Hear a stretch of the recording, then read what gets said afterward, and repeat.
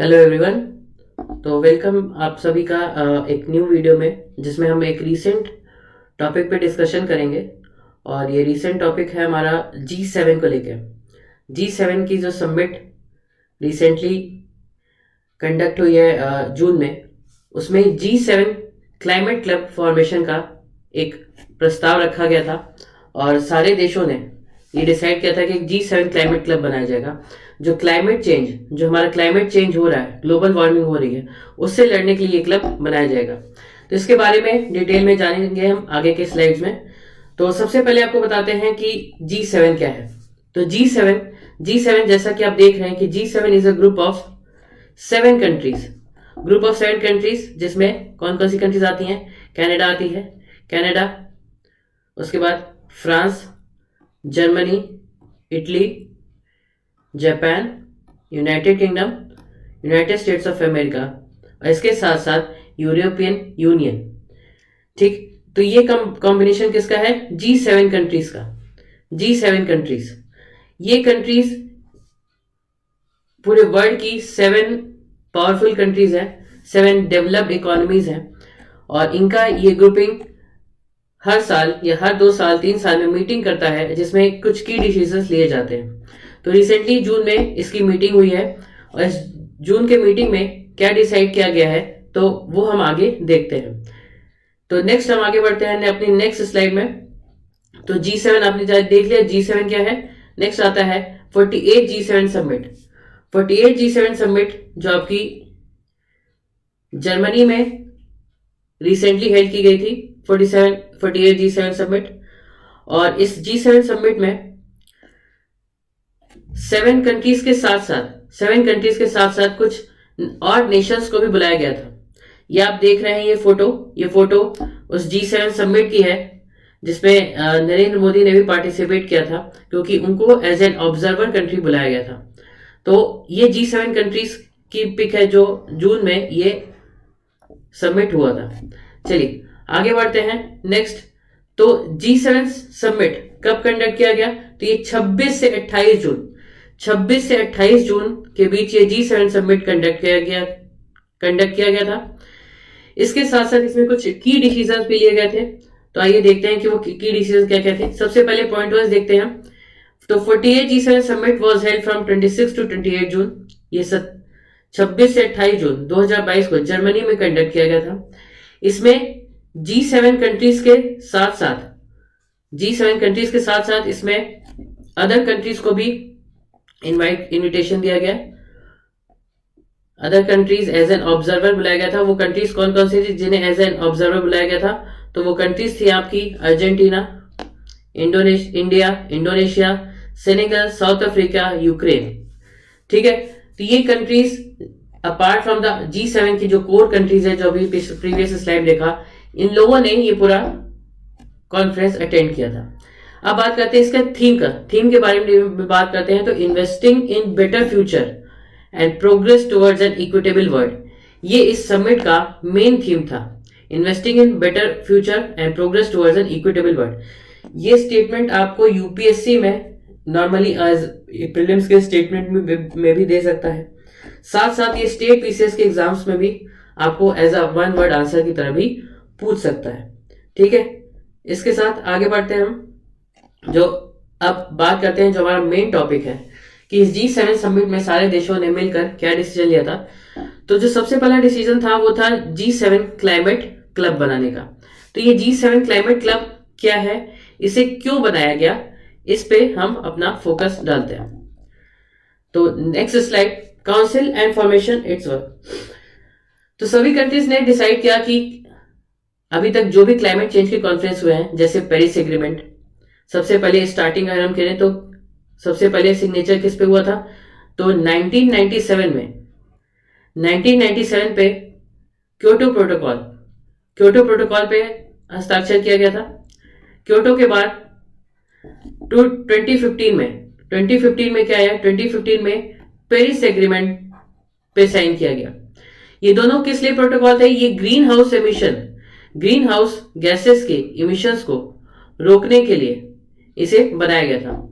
अब बात यह है कि ये जो प्रोटोकॉल्स बने थे, ये प्रोटोकॉल्स और ये जो एग्रीमेंट है ये वॉलेंटरी नेचर थे, इस वजह से इनका इंपॉर्टेंस या इसमें जो काम है वो ठीक से नहीं हो पा रहा था। इसलिए G7 की मीटिंग में ये डिसाइड किया गया कि एक नया क्लाइमेट क्लब बनाया जाए, मतलब एक नया काउंसिल बनाया जाए। और ये काउंसिल कैसा रहेगा, तो ये एक इंटर गवर्नमेंटल काउंसिल रहेगा। इंटर गवर्नमेंटल काउंसिल यानी सारे देश के गवर्नमेंट मिलकर इसको बनाएंगे, ठीक है। और इसका नाम क्या रहेगा, तो इसका नाम रहेगा the climate club. The climate club इसे नाम दिया गया, ठीक है। अब बात करते हैं कि इसकी रिस्पॉन्सिबिलिटी क्या होगी, तो it will be responsible for taking strategic decisions to combat climate change and fight global warming.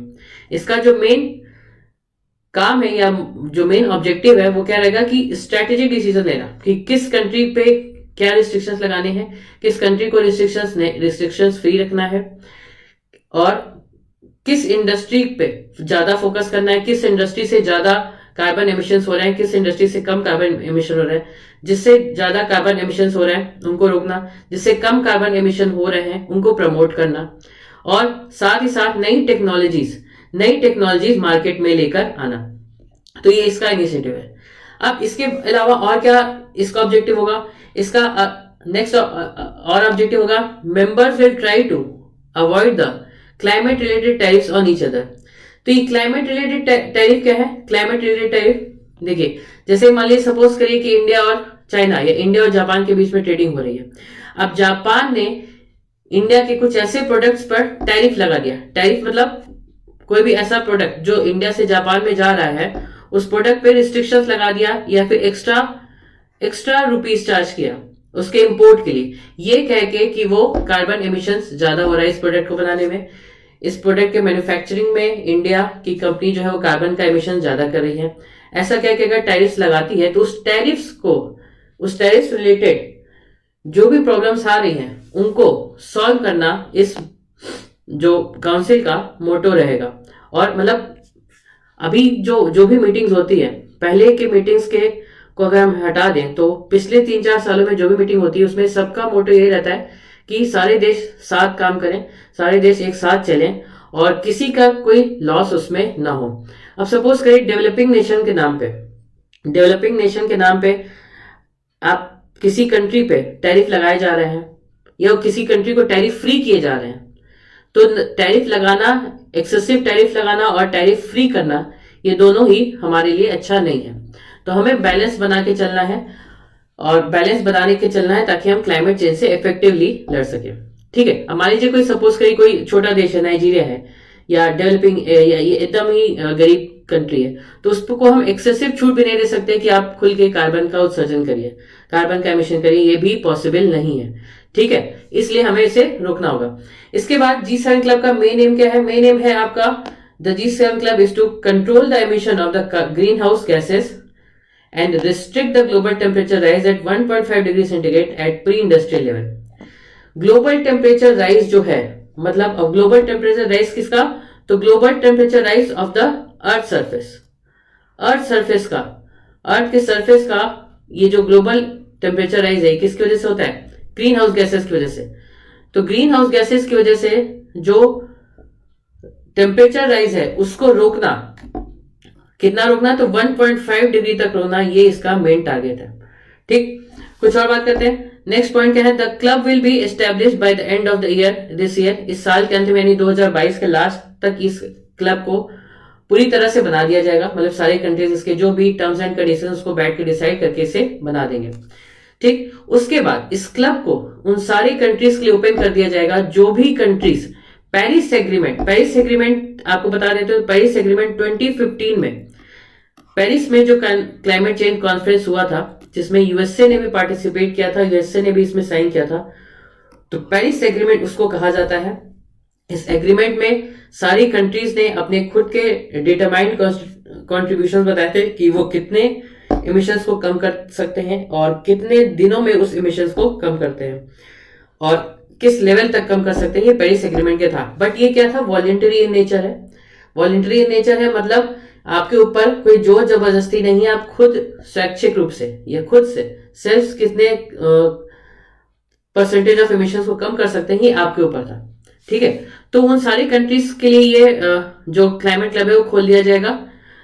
जो पेरिस एग्रीमेंट के लिए कमिटेड है, committed towards the Paris agreement and Glasgow climate pact. Glasgow climate pact की बात करें तो Glasgow में जो कॉन्फ्रेंस हुई थी वो 2021 में हुई थी, 2021 में स्कॉटलैंड के ग्लासगो शहर में ये कॉन्फ्रेंस हुई थी, और उसमें जो भी एग्रीमेंट हुए थे उसको ग्लासगो क्लाइमेट पैक्ट बोलते हैं।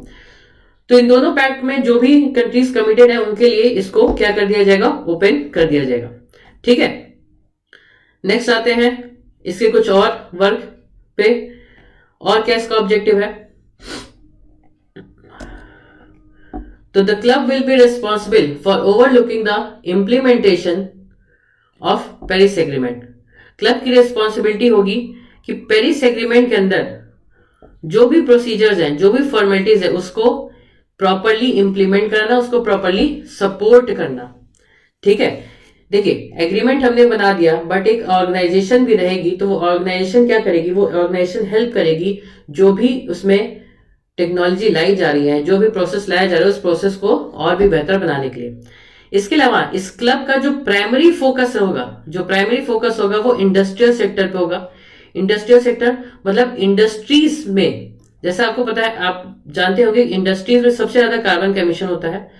तो इस इंडस्ट्रीज को हमें क्या करना है, इस इंडस्ट्रीज को हमें मॉडर्नाइज करना है, मतलब हमें इसमें टेक्नोलॉजी, इसमें हमें green technology, green gases, hydrogen के यूज को बढ़ाना है, जिससे कार्बन के एमिशंस या फिर अदर ग्रीन हाउस गैसेस के एमिशंस को रोका जा सके। तो इस क्लब का मेन फोकस एरिया जो रहेगा वो क्या रहेगा, ये ध्यान में रखिएगा, इस क्लब का मेन फोकस एरिया जो रहेगा वो होगा इंडस्ट्री सेक्टर। नेक्स्ट है, it will help in the collaboration between different organisations for effective result. ये सपोज करिए दो ऑर्गेनाइजेशन है जो आपस में कोलैबोरेट करना चाहती हैं, बट किसी टर्म्स एंड कंडीशंस पे वो अग्री नहीं कर पा रही हैं, तो उन दो ऑर्गेनाइजेशंस के बीच में लिंक का काम करेगा आपका ये क्लाइमेट क्लब, और इनके बीच में पैक्ट क्रिएट करेगा क्लाइमेट क्लब।